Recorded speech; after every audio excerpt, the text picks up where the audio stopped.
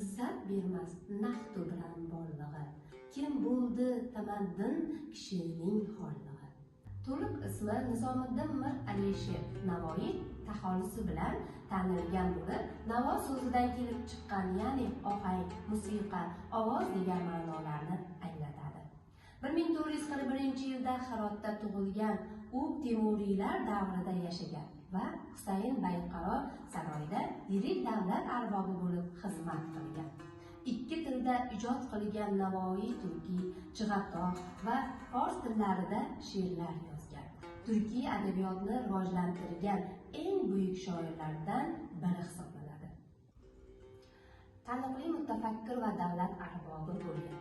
Husayn Bayqaroning yaqin maslahatchisi sifatida davlat boshqaruvini muhim rol o'ynagan. 1501-yilda vafot etgan, Hirotda vafot etgan va u yerda dafn etilgan.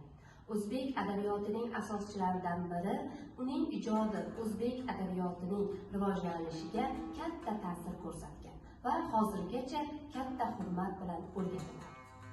Mir Alisher Navoiy bobomizning tavalludining 585 yilligi mamlakatimiz bo'ylab keng nishonlanmoqda.